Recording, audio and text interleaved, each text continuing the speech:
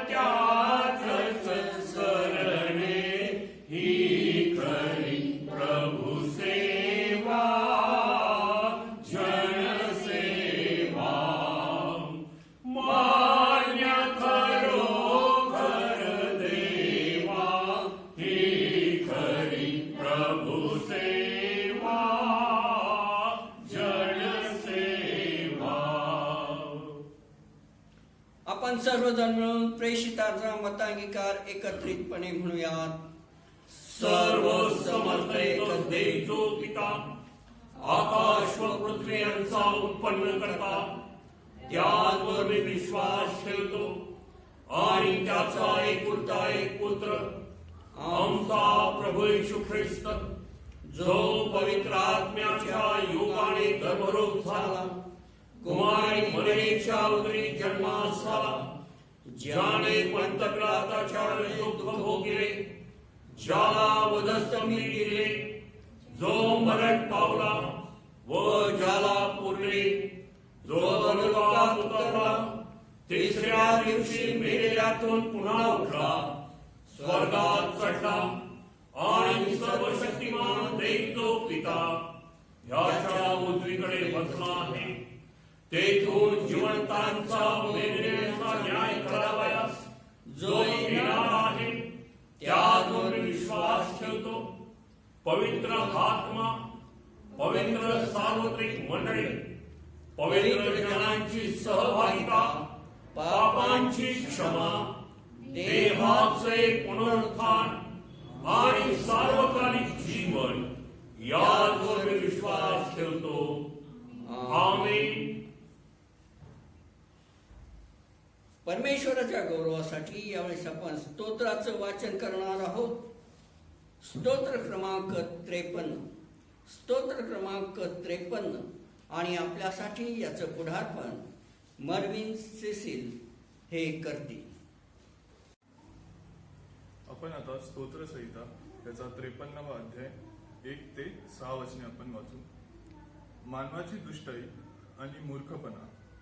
मूढ आपल्या मनात म्हणतो, देव नाही. लोक दुष्ट व अमंगळ कृत्य करतात. सत्कृत्य करणारा कोणी नाही. कोणी समंजस आहे की काय? कोणी देवभक्त आहे की काय? हे पाहण्यासाठी देवाने स्वर्गातून मानवाकडे अवलोकन केले. ते एकूण एक मार्ग भ्रष्ट झाले आहेत. एकंदर सर्व बिघडले आहेत.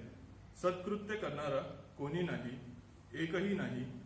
दुष्कृत्य करणारा अगदी ज्ञानशून्य आहेत काय? ते भाकरी खाल्ल्याप्रमाणे माझ्या लोकांना खातात. देवाचे नाव घेत नाहीत. पूर्वी कधीही भ्याले नव्हते इतके ते बेदरले आहेत. कारण तुझ्या विरुद्ध छावणी देऊन बसणाऱ्यांची हाडे देवाने विखरली आहेत. तू त्याची फजिती केली आहे, कारण देवाने त्याचा धिक्कार केला आहे. देव करो आणि सियोनेतून इस्रायलाची मुक्ती येऊ. देव आपल्या लोकांचे दास्य उलटवील. तेव्हा याकोब उल्हासेल, इस्रायल हर्ष पावेल. आमेन. परमेश्वराच्या गौरवासाठी यावेळेस आपण जुन्या करारातून काही वचनं वाचूयात. जुन्या करारातून पहिले शमूएल याचा 7वा अध्याय. पहिले शमूएल याचा 7वा अध्याय यातील 1 ते 13 ही वचने आपल्यासाठी याचं पुढारपण सौ प्रतीक्षाताई कुलकर्णी ह्या करतील. पहिला शास्त्रपाठ पहिले शमूएल याचा 7वा अध्याय 1 ते 13. पहिले शमूएल याचा 7वा अध्याय 1 ते 13.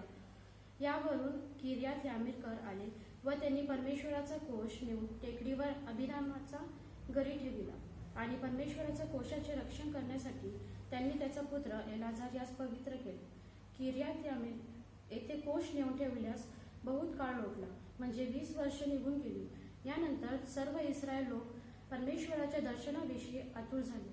तेव्हा शमूएलाने अवघा इस्रायल लोकांस सांगितले, तुम्ही मनपूर्वक परमेश्वराकडे वळला आहात, तर तुमच्यातील अन्य देव व अष्टरोत यास दूर करा आणि परमेश्वराकडे आपले चित्त लावून केवळ त्याचीच उपासना करा, म्हणजे तो तुम्हास बलिष्ठांच्या हातून सोडवेल.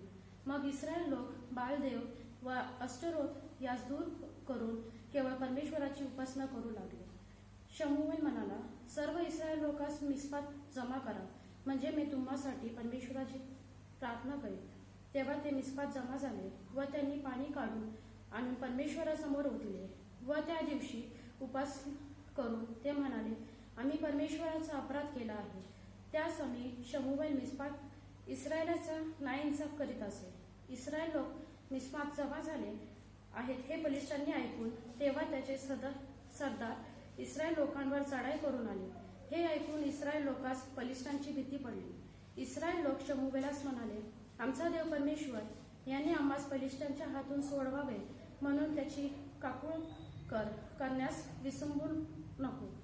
मग शमूवेलाने एक दूधपिते कोकरू घेऊन व त्याचा परमेश्वरास निश्चित होम करून इस्रायलासाठी परमेश्वराची आराधना केली व ती परमेश्वराने ऐकली. शमूवेल होमार्पण करीत असताना फलिस्ती इस्रायलांशी लढावयास जवळ येऊन ठेपले.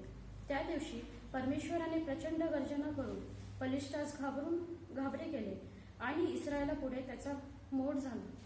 इस्रायल लोकांनी मिस्पातून बाहेर पडून बलिष्ठांचा पाठलाग केला आणि ते बेत कारापाशी पोहोचे तोपर्यंत त्यास ते मार देत गेले. मग शमूवेलाने एक शिळा घेऊन ती मिस्पा व शेन यांच्या दरम्यान उभी केली व तिला एबेनेझर हे नाव देऊन म्हटले की येथवर परमेश्वराने आमचे सहाय्य केले आहे. या प्रकारे फलिस्ती पराजित झाल्यावर ते पुन्हा इस्रायलाच्या मुलाकात आले नाही आणि शमूवेलाच्या सगळ्या हयातीत परमेश्वराचा हात फलिस्त्यांवर होता. देव वाचले वचन आशीर्वादित करो. पत्र वाचन यावेळेस आपण करणार आहोत. संत पावलाने फिलिप्पीकरास लिहिलेले पत्र याचा 3रा अध्याय. संत पावलाने फिलिप्पीकरास लिहिलेले पत्र याचा 3रा अध्याय यातील 7 ते 16 ही वचने आपल्यासाठी याचं पुढारपण कुमारी तोशिता कुबेरजी ह्या करते.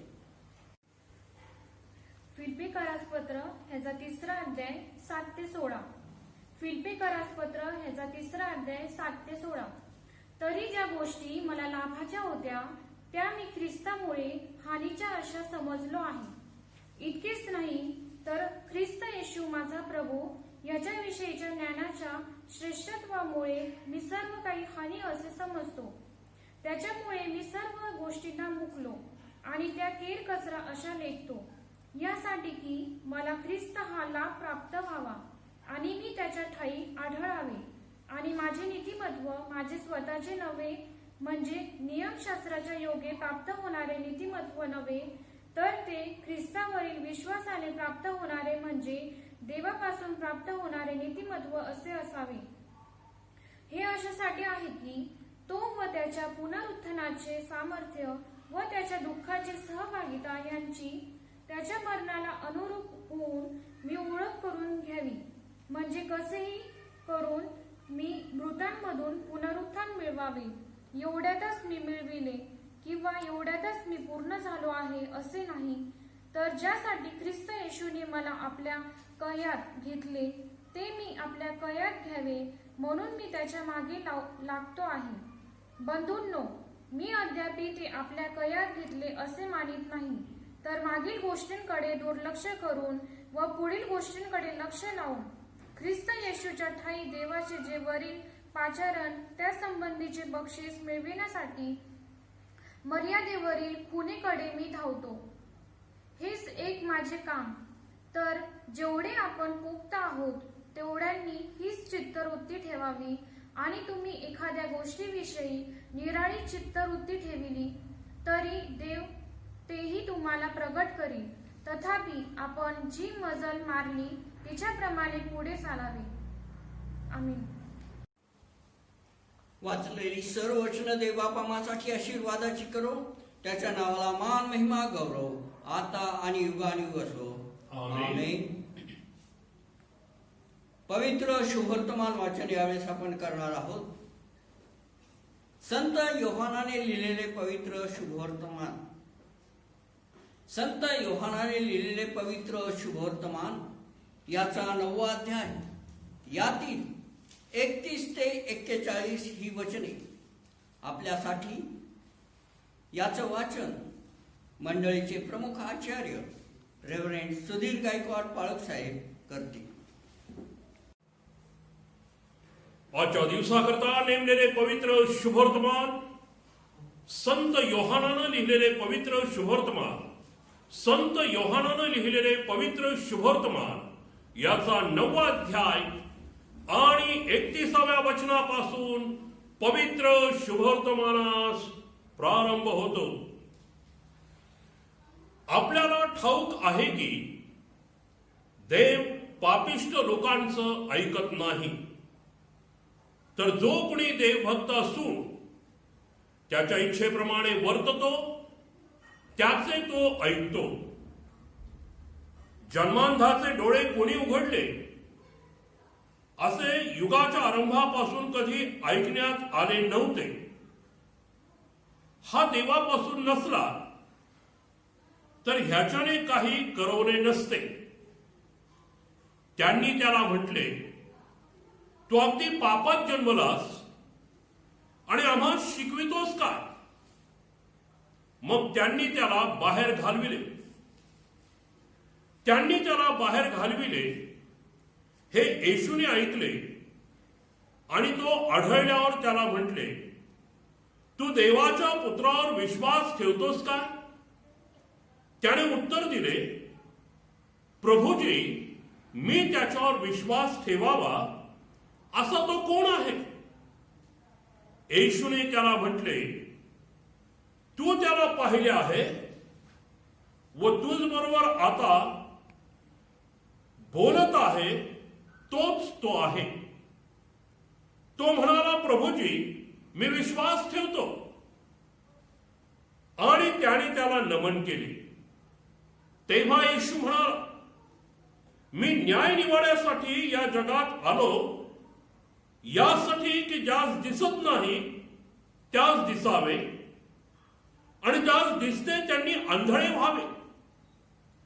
परुषातील जे त्याच्या जवळ होते त्यांनी हे ऐकून त्याला म्हटले, आम्हीही आंधळे आहोत काय? येशू त्यास म्हणाला, तुम्ही आंधळे असता तर तुम्हाला पाप नसते, परंतु आम्हास दिसते असे तुम्ही आता म्हणता, म्हणून तुमचे पाप तसेच राहते. येथे पवित्र शुभवर्तमान वाचन समाप्त होते. वाचलेल्या सर्व वचनांवर दैवाप आशीर्वाद पाठवो. त्याच्या नावाला मान, महिमा आणि गौरव आता आणि इथून पुढे युगानुयुग असो. आमेन. या वेळेमध्ये आपण मध्यस्थीच्या प्रार्थनेत जाणार आहोत आणि आपल्यासाठी ही मध्यस्थी मंडळीचे प्रमुख आचार्य रेव्हरंड सुधीर गायकवाड पाळक साहेब करतील.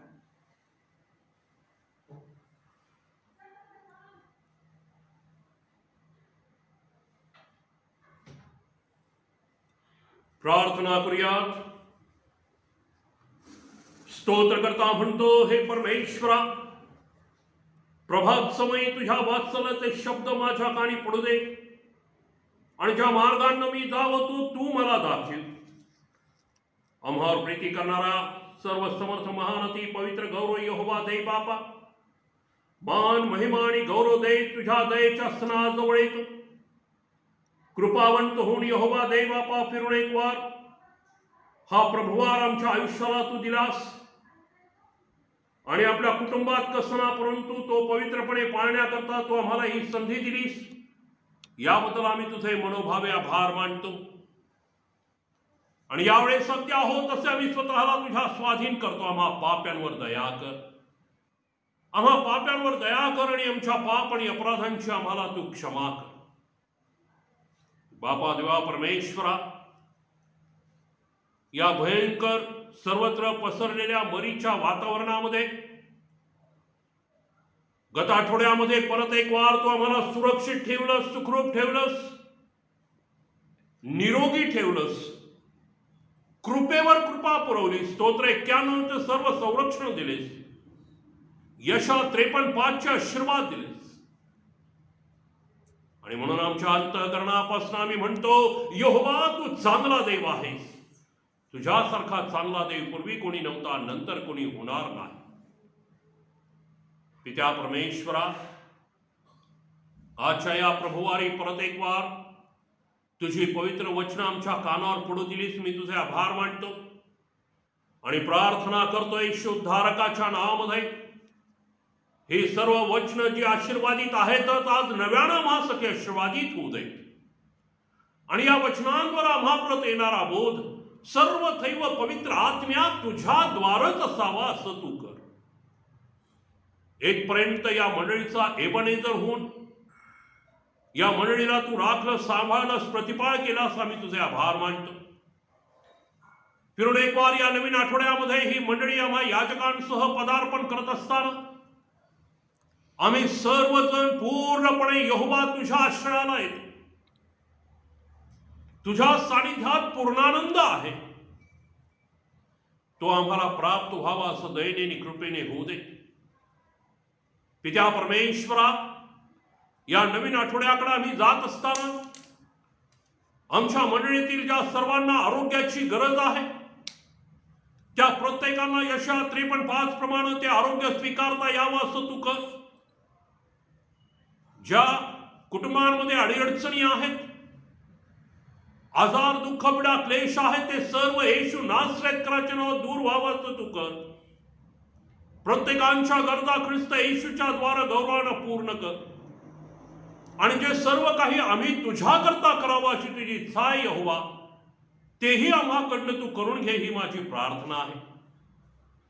या मंडळीशी संबंधित शाबात शाळा, युवक संघ, त्याचप्रमाणे पास्टरेट कमिटी आणि आम्हा याजक वर्गांनाही तू आशीर्वादित कर.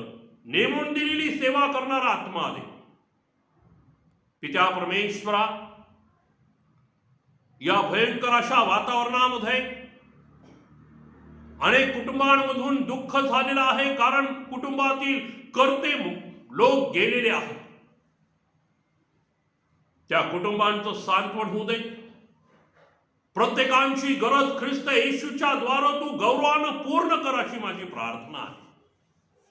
विशेष रीतीनं आम्ही प्रार्थना करतो या भयंकर काळामध्ये जे सर्व डॉक्टर्स, नर्सेस, त्याचप्रमाणे इतर हॉस्पिटल स्टाफ, कर्मचारी चोखपणे आपली सेवा बजावत आहेत, रुग्णसेवा करत आहेत, त्यांना त्यांच्या कुटुंबासह तू सुरक्षित आणि सुखरूप ठेव अशी माझी प्रार्थना आहे.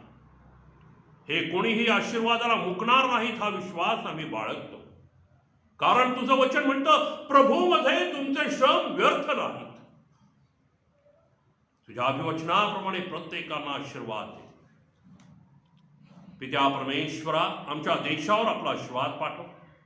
देशाचे पंतप्रधान, राष्ट्रपती, केंद्रीय मंत्रिमंडळ, सर्व राज्य, त्यांचे मुख्यमंत्री, उपमुख्यमंत्री, राज्यपाल, राज्यस्तरीय मंत्रिमंडळ या सर्वांना शलमोन राजासारखा सुज्ञतेचा आत्मा दे.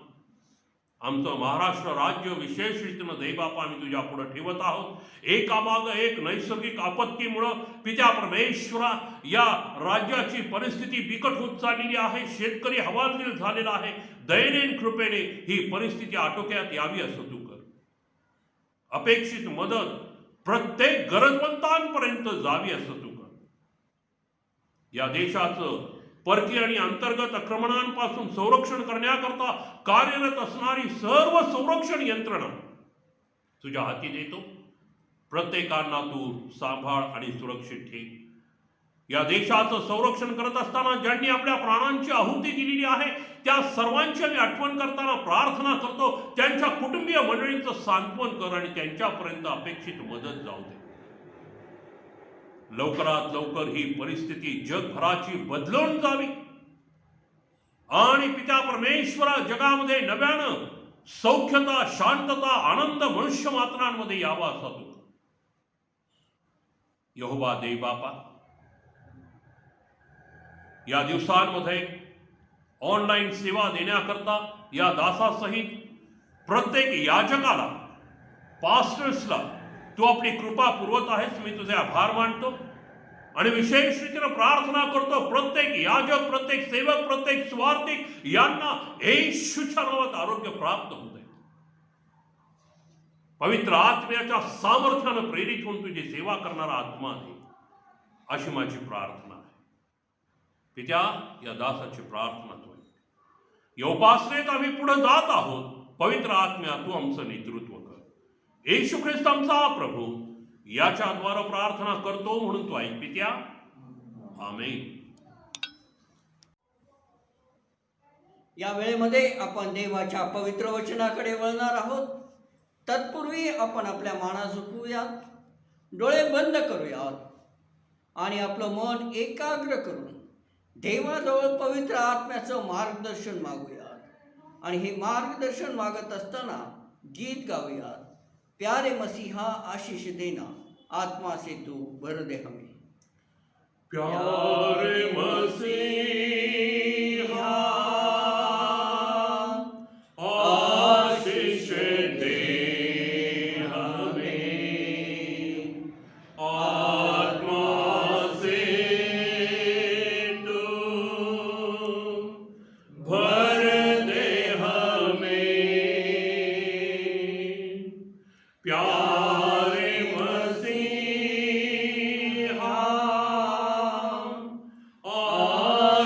दे हमें, आत्मा से तू भर दे हमें. प्यारे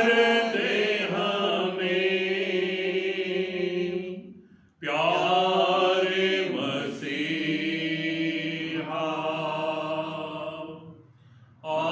आशीष दे हमें, आत्मा से तू भर दे हमें.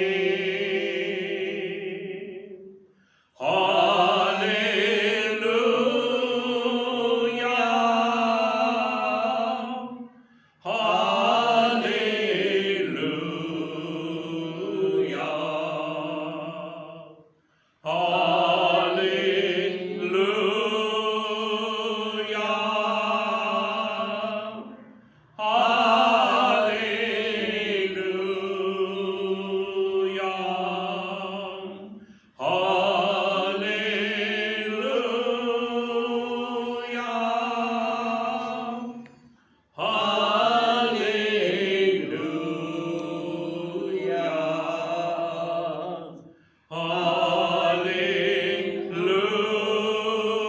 Hallelujah, hallelujah, hallelujah, hallelujah, hallelujah, hallelujah. प्रार्थना करूयात. प्रीतीपूर्ण गौरव यहोवा देवबापा, फिरून एक वार तुझ्या पवित्र वचनातून मनन आणि चिंतन करण्याची ही महान संधी दिलीस, आभार मानतो.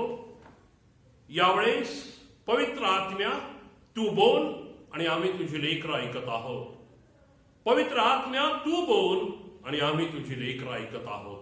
येशू ख्रिस्त आमचा प्रभू याच्या द्वारे. आमेन. प्रभूच्या नावाला धन्यवाद देऊया, त्याची उपकार स्तुती करूया. परत एक वार या महिन्यातील या प्रभुवारी परमेश्वर देवबापानं आपली आठवण केली आणि आपल्याला त्याच्या उपासनेची संधी आपल्या कुटुंबामध्ये करण्याची ही परत एकदा संधी दिली. म्हणून आपण परमेश्वराचे मनपूर्वक आभार मानूयात. या गत सप्ताहामध्ये परमेश्वरानं परत एक वार आपल्याला राखलं. रोज सकाळी त्याची दया नवी झाली. त्याच्या करुणेत खंड पडला नाही. यशा 53:5चे आरोग्याचे आशीर्वाद त्यानं आपल्याला दिले. स्तोत्र 91चे संरक्षणाचे आशीर्वाद त्यानं आपल्याला दिले. प्रियानो, आपल्या गरजा त्यानं दैवी भांडारातनं विपुलतेत पुरवल्या.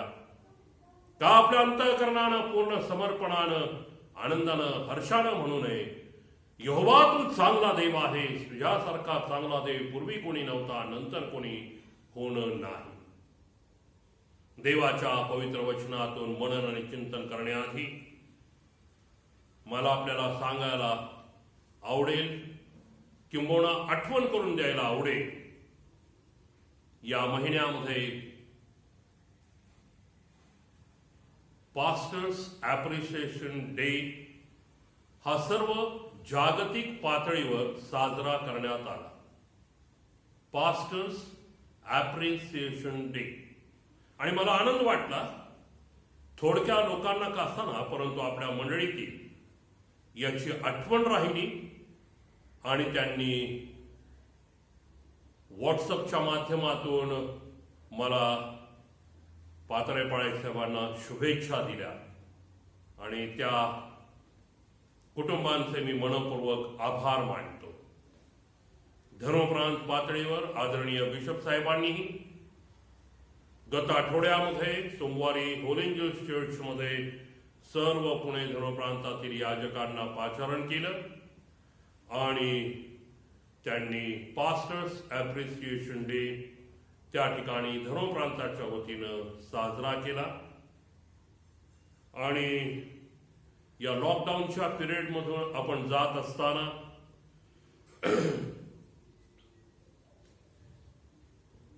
परिस्थिती, आर्थिक परिस्थिती धर्मप्रांताची गंभीर आहे. हँड टू माउथ आपल्याकडं फीडिंग आहे, हे मी सातत्यानं सांगत आहे. परंतु असं असतानाही आदरणीय बिशप साहेबांनी या कठीण काळामध्येही सर्व याजक लोकांचा यथोचित सन्मान केला. पूर्ण फुलाची पाकळी त्यांनी प्रत्येक याजकांना देऊ केली आणि म्हणून सन्माननीय बिशप साहेबांचे मी मनपूर्वक आभार मानतो की या परिस्थितीमध्ये हा दिवस ते विसरले नाहीत आणि आपल्या सहकारी याजकांना सन्मानित करणं हे सुद्धा ते विसरले नाही. आणि म्हणून बिशप साहेबांचेही मनपूर्वक मी आभार मानतो. आणि परत एक वार ज्या थोडक्या लोकांना आठवण राहिली आणि ज्यांनी आम्हा दोन्ही याजकांना या दिवसाकरता शुभेच्छा दिल्या आणि आमच्याकरता प्रार्थना केल्या, त्या कुटुंबांचे सुद्धा मी मनपूर्वक आभार मानतो.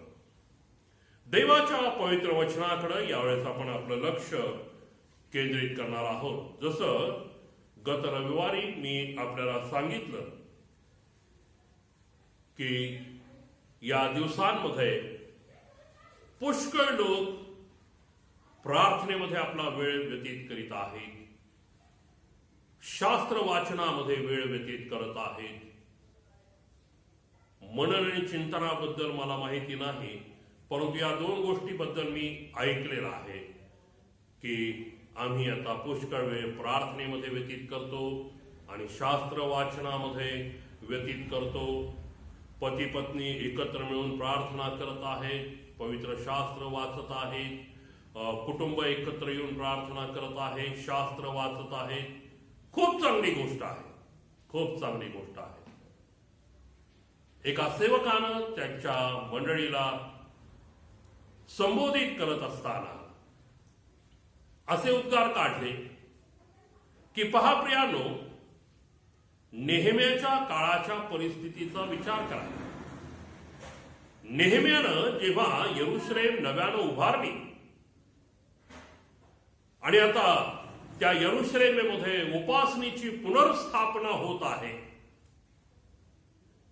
त्यावेळेस एज्रा याजकानं प्रार्थना केली आणि एज्रा याजक प्रार्थना करत असताना असं म्हणाला, हे देवा, जितके दिवस तू यांना स्वास्थ्य दिलंस, जितके दिवस तू यांना स्वास्थ्य दिलंस म्हणजे स्वस्थ ठेवलं, आजार नाही, कुठल्याही गोष्टीची काळजी नाही, चिंता नाही, विवंचना नाही, प्रत्येक गोष्टीचा पुरवठा व्यवस्थित होत राहिला,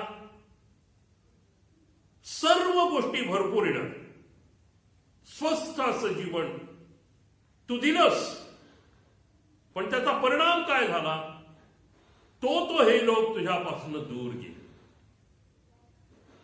आणि त्या सेवकानं आपल्या मंडळीला असं सांगितलं की आताचा काळ हा नेहम्याच्या काळाची किंवा त्या ती जी दुरावस्था यरुशलेमेची झाली होती आणि नव्यानं जेव्हा प्रार्थनापूर्वक उपवास आणि प्रार्थनेद्वारे नेहम्यानं त्या यरुशलेमेला उभं केलं आणि आता समर्पणाची प्रार्थना चालत आहे, त्यावेळेस याजक ही याचना करतो, आताचा काळ अगदी तसाच आहे.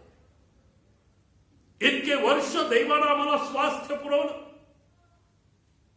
आमच्या गरजा भागवल्या, उत्तमातलं ते उत्तम त्यानं आम्हाला दिलं, परंतु आम्ही त्याच्यापासून दूर गेलेले असे त्याला आढळलो काय? पण या कोरोना व्हायरसच्या काळामध्ये आम्ही प्रार्थनेमध्ये एकत्र आलो, आम्ही सहभागितेत एकत्र आलो, कौटुंबिक पातळीवर आम्ही उपासनेमध्ये एकत्र आलो, कौटुंबिक पातळीवर. आणि त्या सेवकानं असं म्हटलं, हे घडल्यानंतर जर आम्हाला या गोष्टी जमतात, मग जेव्हा स्वास्थ्य पुरवत होता देव, तेव्हा आम्हाला हे का जमलं नाही? तेव्हा आम्ही हे का केलं नाही? तेव्हा आम्हाला हे का करावं असं वाटलं नाही? असं आपण विचार करत आहोत प्रियानो. मी असं म्हणालो मागच्या रविवारी, प्रार्थना करत आहोत, चांगली गोष्ट करत आहेत, शास्त्र वाचन करत आहोत, फार चांगली गोष्ट करत आहेत, सहभागितेमध्ये एकत्र येत आहोत, चांगली गोष्ट आहे, उपवास करत आहोत, चांगली गोष्ट आहे. परंतु हे सर्व करत असताना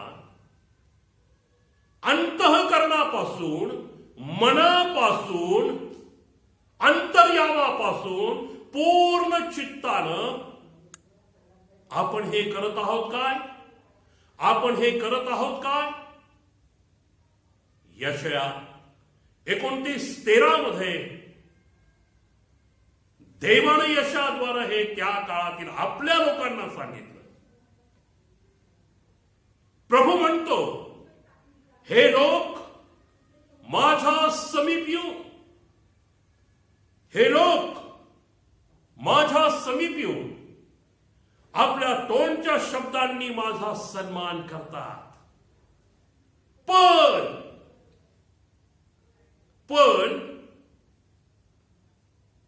माझ्यापासून आपलं अंतःकरण दूर ठेवतात,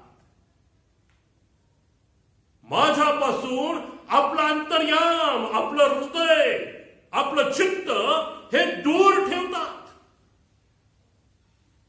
अंतःकरणाने देवाशी जोडले जात नाही, अंतःकरणापासून मुखातून देवाचं गौरव प्रगट करत नाही, देवाची स्तुती प्रगट करत नाही, प्रार्थना करत नाही, उपासना करत नाही. हा देवाचा त्याच्या स्वतःच्या लोकांवर आरोप आहे. आजची परिस्थिती वेगळी आहे काय? आज आपण काय वेगळं करत आहोत काय आपल्या पूर्वजांपेक्षा? आणि मी आपल्याला उदाहरण दिलं, शुभवर्तमानामध्ये स्पष्टपणे मत्तई 15 मध्ये सांगण्यात आलेलं आहे, जे काही अंतःकरणात भरलेलं आहे. येशू सांगत आहे आपल्या शिष्यांना, जे काही अंतःकरणात, हृदयात, अंतर्यामात, चित्तात भरलेलं आहे, तेच मुखावाटे निघतं. आणि मग अंतःकरणात काय भरलंय ते येशूनं सांगितलं.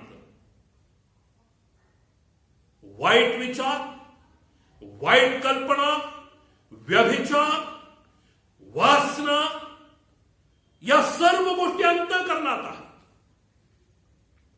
वैर आहे, कलह आहे, देवाला नको असणाऱ्या गोष्टी आहेत, दैहिक फळं आहेत. आणि अशा गोष्टींनी अंतःकरण भरलेलं आहे.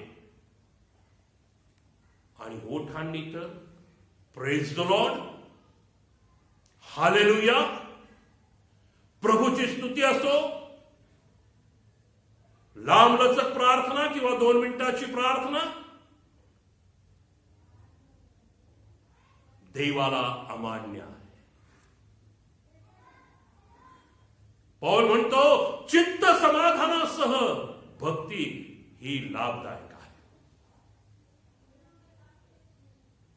देवाच्या प्रिय मंडळी, जेव्हा अंतःकरणात बिघाड असतो, मुखावाट निघालेलं देवाचं गौरव ते देवाचं गौरव ठरत नाही, ती देवाची जाणीवपूर्वक केलेली थट्टा आहे, टवाळी आहे. आणि ते देवाला मान्य आहे, ते देवाला नको आहे. आणि म्हणून देव आपल्या स्वतःच्या लोकांना म्हणा, हे लोक माझ्या समीप येतात. असं म्हटलं नाही देव, हे घरात बसून आपल्या ओठांनी माझा सन्मान करतात. नाही, देव म्हणतो हे माझ्या जवळ येतात आणि ओठांनी सन्मान करतात, पण अंतःकरणापासून नाही, मनापासून नाही. कारण अंतःकरण बिघडलेलं आहे. उपदेशकानं फार छान म्हटलं. उपदेशकाचं पुस्तक 7वा अध्याय, उपदेशकाचं पुस्तक 7वा अध्याय 20व्या वचनामध्ये उपदेशक काय म्हणतो पहा. सदाचारानं वागणारा व पाप न करणारा असा धार्मिक पुरुष पृथ्वीवर आढळणार नाही. सदाचारानं वागणारा, पाप न करणारा, सदाचारानं म्हणजेच नैतिकतेनं, म्हणजेच धार्मिकतेनं वागणारा आणि पाप न करणारा असा पुरुष पृथ्वीवर आढळणार नाही. आता पुरुष पृथ्वीवर आढळणार नाही असं म्हटलंय, याचा अर्थ असा मुळीच होत नाही स्त्री आढळेल.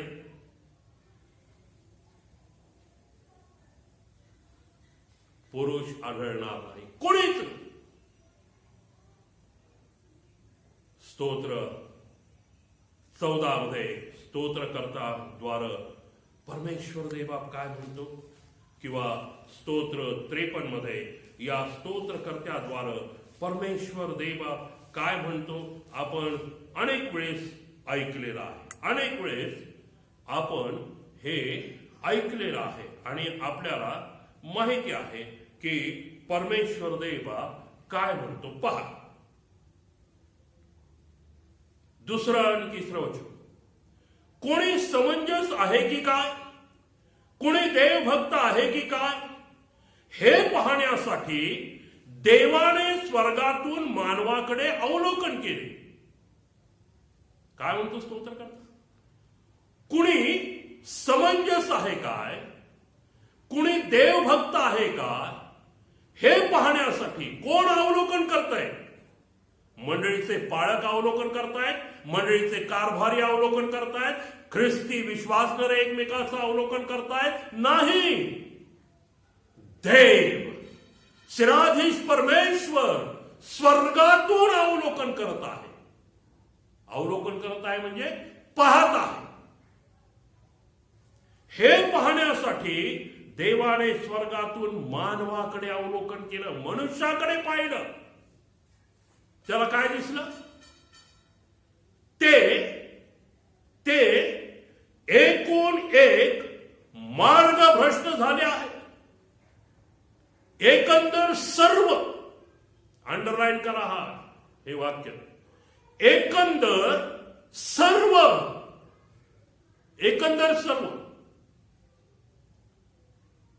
बिघडले आहेत.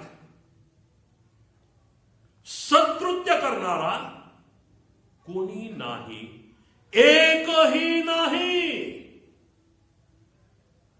सत्कृत्य करणारा म्हणजे चांगली कृत्य करणारा, जी देवाच्या दृष्टीनं चांगली. शास्त्री आणि पुरुष जे करत होते त्यांच्या दृष्टीनं ते फार चांगलं होतं.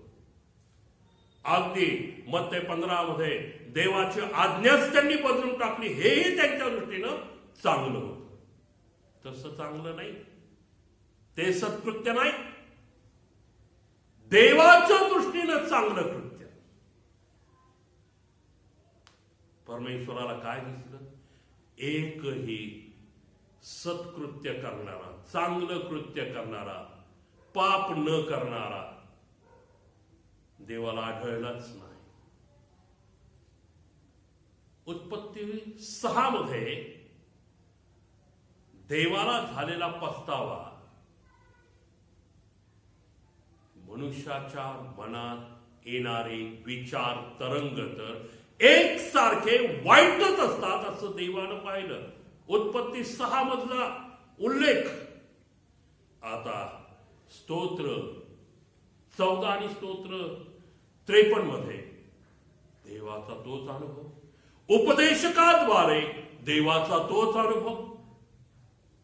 एकही सापडणार नाही.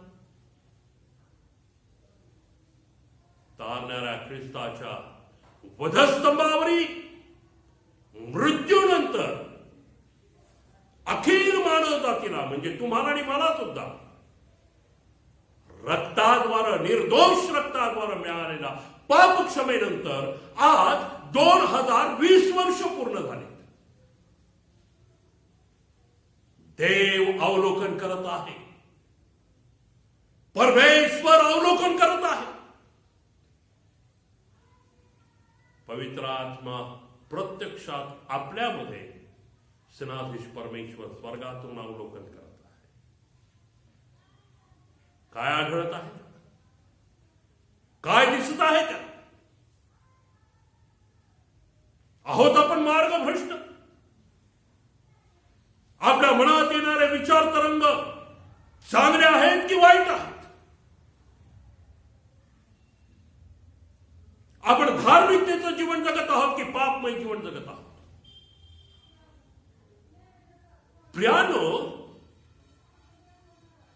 या कोरोना व्हायरसमुळे सुरू झालेला लॉकडाऊन आणि त्यामुळं कुटुंब एकत्र आले, कुटुंबानं प्रार्थना सुरू केली, कुटुंबानं उपासना सुरू केली, कुटुंब सहभागितेत आलं, खूप चांगलं झालं. परंतु आपण हे करत असताना स्वतःच्या या आत्मिक दुरावस्थेकडे गांभीर्याने पाहण्याचा विचार तरी मनात आला का? आत्मिक दृष्ट्या जसं नेहेम्याला कळालं, यरुशलेम उद्ध्वस्त झालेली आहे. यरुशलेमेत काहीच चांगलं राहिलं नाही. शत्रूने सगळी नासधूस करून टाकली, वेशी जाळून टाकल्या. देवाच्या प्रिय आज मनुष्याचा मुख्य शत्रू आणि वैरी, ज्याच्याविषयी पेत्र म्हणतो, गर्जना करणाऱ्या सिंहासारखा कोणाला गिळावं हे शोधत फिरत आहे, त्या शत्रूने देवाचं प्रतिरूप प्राप्त मनुष्याला आज अशा भयंकर मोहापायी दुरावस्थेत लोटून टाकलेला आहे, दुराचारामध्ये लोटून टाकलेला आहे, वासनेमध्ये लोटून टाकलेला आहे, कोण मार्गामध्ये लोटून टाकलेला आहे, अनाचारामध्ये लोटून टाकलेला आहे, अनादरामध्ये लोटून टाकलेला आहे. आत्मिक दुरावस्था करून टाकलेली आहे. आत्मिक दुरावस्था. आपल्या प्रार्थनेमध्ये पश्चातापाची कृती झालेली आहे काय? पश्चातापापासून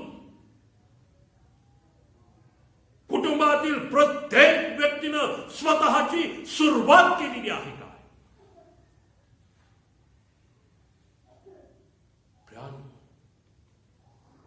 हे ऐकायला पुष्कळांना आवडणार नाही, मला माहिती आहे. मला ते हेही माहिती आहे कित्येक लोक लॉकडाऊन पासून थेट इथपर्यंत उपासनाच त्यांनी अटेंड केलेली नाही. जर हे माझं खोटं असेल तर प्रेज द लॉर्ड. आता तुम्ही म्हणाल हे पाळकाला कसं कळतं? ज्या गोष्टी कानावर येतात, जे काही विचारणा होते, त्याच्यावरून मी हे खात्रीनं सांगू शकतो. आत्मिक दुरावस्थेकरता कृतेशील पश्चातापापासून सुरुवात होऊन जर आपण हे 6 महिने प्रार्थना केलेली आहे तर प्रियानो, आपण ते प्रार्थना योद्धे ठरलो असतो, ज्याच्या प्रार्थनेचं उत्तर ऐकून दुसरे इतिहास 7:14 मध्ये देवानं सांगितलेले आशीर्वाद केवळ आपल्यालाच नाही, आपल्या देशाला मिळाले असते. आपल्या देशाला मिळाले असते. कित्येकांना तर दुसरे इतिहास 7:14 काय हे सुद्धा लक्षात राहिलेलं नाही. खात्रीनं सांगतो, हे लोक माझ्या समीप येतात, आपल्या ओठांनी माझा सन्मान करतात, पण यांचं अंतःकरण लांब आहे, दूर आहे. अंतःकरण देवाला दिलेलं नाही, ओठाचे शब्द देवाला देतात. खोटी स्तुती केल्यासारखं आहे. आपल्याला माहिती आहे, या आपण सर्वजण त्या अनुभवातून गेलं. पुष्कळ वेळेस इच्छा नसताना आपल्याला काही लोकांचं कौतुक करावं लागतं, आणि करतो आपण ते 4 चौघामध्ये. ऐके मनापासून नसतं हे. तसंच होतं, मग तसंच होतं. परमेश्वर काय म्हणतो पहा, नीतिसूत्रे याचा 15वा अध्याय. नीतिसूत्रे याचा 15वा अध्याय. आणि या 15व्या अध्यायामध्ये सेनाधीश परमेश्वराचं सांगणं काय आहे पहा. 8वं वचन. नीतिसूत्रे 15वा अध्याय 8वं वचन. अंतःकरणातला बिघाड जसा तसा ठेवून जर आपण प्रार्थना करतो, काय घडतं? देव कोणाचं ऐकतो? नीती 15:8. नीती 15:8. आणि या ठिकाणी असं म्हटलंय, दुर्जनांचा यज्ञ परमेश्वराला वीट आणतो. दुर्जनांचा यज्ञ परमेश्वराला वीट आणतो, परंतु सरळाची प्रार्थना त्याला आनंदविते. सरळ मनाचा, सरळ अंतःकरणाचा त्याची प्रार्थना त्याला आनंद मिळते. प्रियानो, उत्तम उदाहरण परुषी आणि पापीचा कादाराच्या प्रार्थनेचं आपल्याला माहिती आहे. परुषी उपवास करणार, दशांश देणार, प्रत्येक गोष्टीचा. आपल्यातले कित्येक लोक तर अक्षरशः चोरी करतात देवाची. मी नेहमी सांगतो, जे सर्व लोक आपल्या मिळकतीचा 10वा हिस्सा देवाला देत नाहीत, ते देवाची चोरी करतात. परंतु हा परुषी तो म्हणतो, मी सर्व गोष्टींचा दशांश देणार. आठवड्यात 2दा उपवास कर, दिवसातून नियमितपणे पवित्र सभास्थानात जाऊन प्रार्थना करणार. लांबलचक प्रार्थना करत होते हे पुरुषी लोक, परंतु देवाला अमान्य झाली हो प्रार्थना. देवाला ती प्रार्थना अमान्य करावीशी वाटली. पण जकातदार दूर उभा आहे, पुरुषी अगदी जवळ, जकातदार दूर उभा राहिला. स्वर्गाकडे पाण्याचं धाडत झालं. एकसारखं ऊर बडवत म्हणत आहे, हे देवा मज पाप्यावर दया कर. आणि प्रार्थना मान्य झाली हो. प्रार्थना मान्य झाली. नीतिमान ठरविला गेला. आनंद करत घरी गेला. सरळांची प्रार्थना लक्षात घ्या. पश्चातापाशिवाय जेव्हा आपण प्रार्थना करतो, उपासना करतो, उपवास करतो, दान धर्म करतो, सहभागितेत येतो, देव अमान्य करतो. देवाला ते नाही रुजतच नाही. वीट आणणाऱ्या गोष्टी आहेत त्या देवाला वीट आणणाऱ्या. होय, त्या वीट आणणाऱ्या गोष्टी आहेत. नीतिसूत्रे 15:29 मध्ये काय म्हटलंय पहा.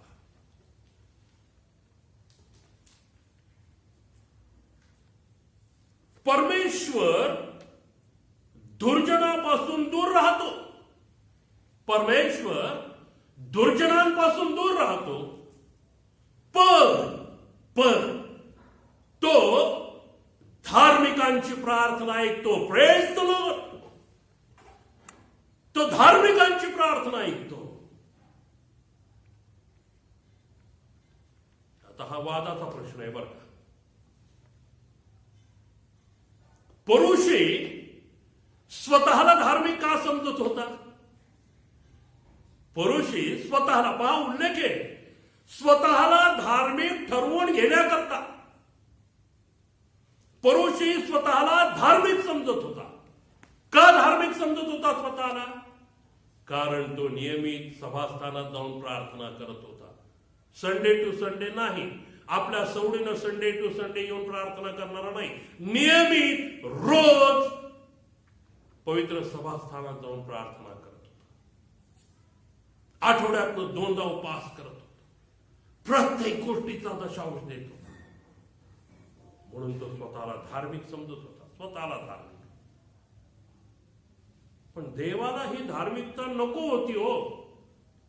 असे धार्मिक देवाला नकोत जे फक्त कर्मकांड करतात. त्या काळातला हा जबाबदार घटक फक्त कर्मकांड करत होता. लक्षात घ्या. त्यांचं हे करणं म्हणजे कर्मकांड होतं. फक्त कर्मकांड. देवाला कर्मकांड नको आहे. मला यज्ञ नको, दया हवी आहे असं येशू म्हणतो. आज पुष्कळशे लोक शास्त्री आणि पुरुषांसारखे कर्मकांडच करत आहेत. प्रार्थनेचं कर्मकांड, उपासनेचं कर्मकांड, उपवासाचं कर्मकांड. अरे अंतःकरणाचं काय? प्रथम अंतःकरण शुद्ध करा. प्रथम अंतःकरण स्वच्छ करा. प्रथम हृदय नीट करा. आणि जेव्हा अंतःकरण नीट होतं ना, एका वाक्याची प्रार्थना कार्य करून जाते. जेव्हा हृदय सुस्थितीत येतं, निरोगी होतं, एक वाक्याची प्रार्थना फार मोठं कार्य करून जाते. हे देवा मज पाप्यावर दया. नीतिमान ठरविला गेला या एका वाक्याच्या प्रार्थनेवर. आनंदाने घरी गेला या एका वाक्याच्या प्रार्थनेवर तो जगाता. धार्मिकाची प्रार्थना परमेश्वर ऐकतो. दुर्जनांपासून तो दूर राहतो. नीतिसूत्रे 16वा अध्याय 2रं वचन. जसं मी आधी म्हणालो, काय म्हणालो मी की हा वादातीत मुद्दा आहे. धार्मिक नेमकं कोण? ऐक, त्या काळात शास्त्री पुरुषी स्वतःला धार्मिक म्हणत होते. आजकालच्या काळात पहा 2रं वचन वाचतो, त्याच्याने आपल्याला उत्तर मिळेल. नीती 16:2. मनुष्याचे सर्व मार्ग त्याच्या दृष्टीनं शुद्ध असतात.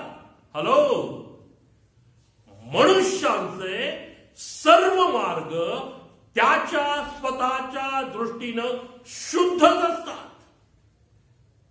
खोटं आहे का आपल्याला? खोटं आहे का?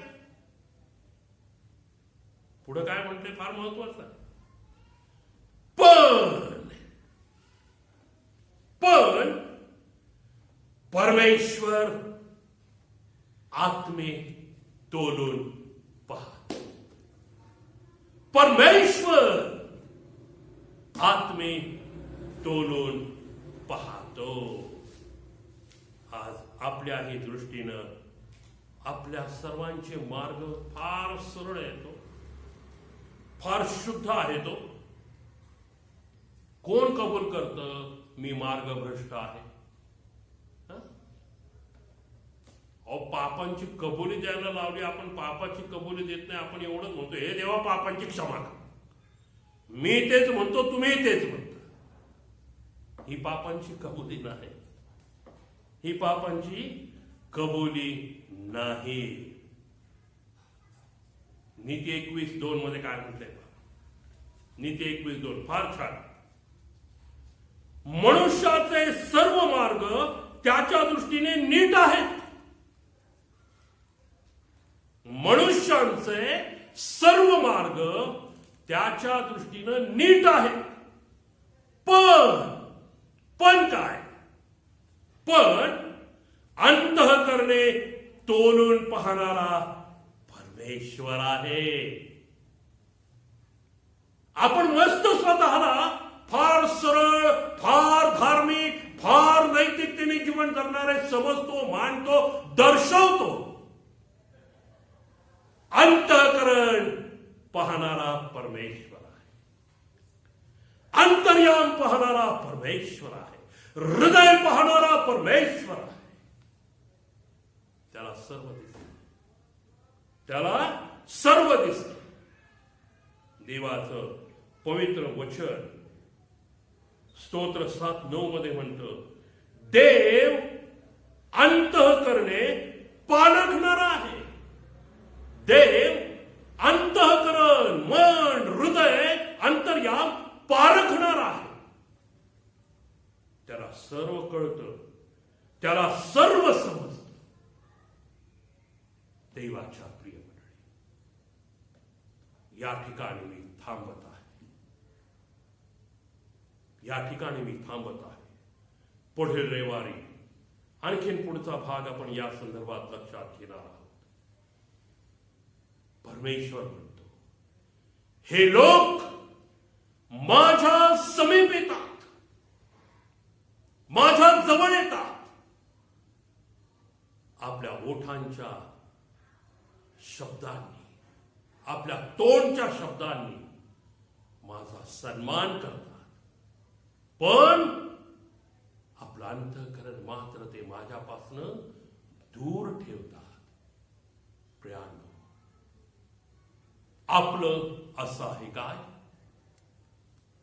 परमेश्वर आज हे तुमच्या आणि माझ्याविषयी बोलत आहे काय? आणि जर असं आहे, योहानाच्या शुभवर्तमानामध्ये काय म्हटलंय पहा. योहान 9:31. योहान शुभवर्तमान 9वा अध्याय 31 वचन. नेहमी मी हा संदर्भ देत असतो कारण तो फार महत्वाचा आहे. आणि या ठिकाणी असं म्हटलेलं आहे, योहान 9 आणि याचं 31 वचन. आपल्याला ठाऊक आहे की, येशू म्हणत आहे, आपल्याला ठाऊक आहे की, काय ठाऊक आहे? देव पापी लोकांचं ऐकत नाही. देव पापी लोकांचं ऐकत नाही. तर जो कोणी देवाचा भक्त असून त्याच्या इच्छेप्रमाणे वर्ततो त्यांचं तो ऐकतो. ज्याला ऐकावयास कान आहे तो हे ऐको. प्रार्थना करूया. पिता परमेश्वर, आभार मानतो या वचनांद्वारा माझी बोललात. ऐकणारे कान, समजणार मन आणि त्याप्रमाणे वागणारा अंतःकरण द्यावसी प्रार्थना येशू ख्रिस्त माझा प्रभू याच्याद्वारे करतो म्हणून तो ऐकती घ्या. आमेन. पुढील आठवड्यामध्ये जे लग्न वाढदिवस आहेत आणि वैयक्तिक वाढदिवस आहे ते येणेप्रमाणे आहे. पुढील आठवड्यामध्ये एक लग्न वाढदिवस आहे 26/10 अर्थात उद्या. सौ रिया आणि रोहित कुलकर्णी यांच्या लग्नाचा वाढदिवस आहे. त्याचप्रमाणे वैयक्तिक वाढदिवस लेकरू समर्पण वाडकर 26/10. त्याचप्रमाणे मोर्डे मॉरिस यांचा वाढदिवस उद्या संपन्न होणार आहे. 27 तारखेला 2 वाढदिवस आहेत. अडसुळे गेदान आणि हिवाळे आयुष यांचा वाढदिवस संपन्न होत आहे. 28/10 रोजी 4 वाढदिवस आहेत. घोडके चांदणी स्वप्नील, त्याचप्रमाणे फ्रान्सिस माळीपाग, प्रमोद साळवे आणि दिव्या शेलार यांचा वाढदिवस 28 तारखेला संपन्न होत आहे. त्याचप्रमाणे समृद्धी वाडकर हिचा वाढदिवस 30 तारखेला संपन्न होत आहे. या सर्व वाढदिवसासाठी आपण प्रार्थना करूयात. पवित्र पवित्र पवित्र सेनेच्या सेनाधीश परमेश्वरा, आकाश व पृथ्व्यांच्या निर्माणकर्त्या, मान महिमा गौरव देत फिरून एक वार या सर्व लेकरांसहित हा दास तुझ्या दयेच्या स्नाजवळ उपस्थित झालेला आहे. प्रभू परमेश्वरा, ज्यांचे लग्न वाढदिवस आणि वैयक्तिक वाढदिवस पुढील आठवड्यामध्ये आहेत, अशांची नावं या ठिकाणी जाहीर करण्यात आलेली आहेत. प्रभू परमेश्वरा, हा दास या सर्व लेकरांसाठी प्रार्थना करीत असताना तुझ्या चरणाजवळ नतमस्तक होतो आणि प्रभू परमेश्वरा विनंती करतो. या ठिकाणी होणाऱ्या सर्व विनंत्या तू स्वर्गलोकी मान्य करून घे आणि प्रत्येकाला तुझ्या विपुलतेच्या आशीर्वादाने भर. प्रभू परमेश्वरा, यावेळेस आम्ही विशेष करून प्रार्थना करतो 26/10 रोजी ज्या लेकरांचा प्रभू परमेश्वरा लग्नाचा वाढदिवस आहे, सौ रिया आणि रोहित, या लेकरांना तू लग्नाच्या पवित्र बंधनाने संयुक्त केलंस आणि प्रभू आत्तापर्यंत त्यांचा सांभाळ प्रतिपाळ केलास. तुझ्या विपुलतेच्या आशीर्वादाने भरलंस आणि प्रभू तुझे सर्व आशीर्वाद या लेकरांसाठी तू प्रवाहित ठेवलेस. त्याबद्दल तुझे मनपूर्वक आभार मानतो आणि प्रभू विनंती करतो, येथून पुढे त्यांचा सांभाळ प्रतिपाळ कर. असे लग्नाचे अनेक वाढदिवस त्यांच्या जीवनामध्ये असावे आणि प्रभू त्यांचं वैवाहिक जीवन तू फलद्रूप करावंस, आशीर्वादित करावंस, अशी कळकळीची आणि आग्रहाची विनंती आहे. प्रभू परमेश्वरा, ज्यांचे वाढदिवस पुढील आठवड्यामध्ये आहेत, अशा सर्वांसाठी प्रार्थना करतो. प्रभू परमेश्वरा, त्या प्रत्येकाला तू वाढदिवसाच्या स्वरूपात एक नवीन पान त्यांच्या आयुष्यामध्ये जोडलेलं आहेस. त्याबद्दल तुझे मनपूर्वक आभार मानतो. आत्तापर्यंत या सर्वांचा तू सांभाळ प्रतिपाळ केलास. लागणाऱ्या सर्व जगिक गोष्टीची आणि आध्यात्मिक गोष्टींची पूर्तता त्यांच्यासाठी तू केलीस. प्रभू, त्यांना तू सांभाळलंस, राखलंस. अडीअडचणी, दुःख, संकटे, आघात आणि अपघात या सर्वांपासून त्यांचं रक्षण केलंस आणि प्रभू परमेश्वरा, त्यांच्या आयुष्यामध्ये तू एक नवीन पान उलगडत आहेस. एक नवीन वर्ष त्यांच्या आयुष्याला तू जोडत आहेस. म्हणून तुझ्या नावाला धन्यवाद देतो आणि विनंती करतो. प्रभू परमेश्वरा, येथून पुढेही तू त्यांचा सांभाळ प्रतिपाळ कर आणि प्रभू परमेश्वरा, ज्या कारणासाठी तुझं प्रतिरूप देऊन तू त्यांना या भूतलावर पाठविलेलं आहेस, ते त्यांना विदित व्हावं, त्यांना प्रगट व्हावं आणि प्रभू त्यासाठी त्यांनी जोमाने कार्य करून प्रभू तुझं कार्य सिद्धीस न्यावं असं दयेने आणि कृपेने होऊ दे. प्रत्येकाला विपुलतेच्या आशीर्वादाने भर. असे अनेक आशीर्वादित वाढदिवस प्रत्येकाच्या आयुष्याला जोड. प्रत्येकाला सुख, शांती, समाधान, आरोग्य, बरकत असावी असं दयेने आणि कृपेने होऊ दे. येशू ख्रिस्त आमचा तारणारा याच्या गोड गौरवी सामर्थ्यशाली नावाने मागतो, म्हणून तो ऐक. आमेन.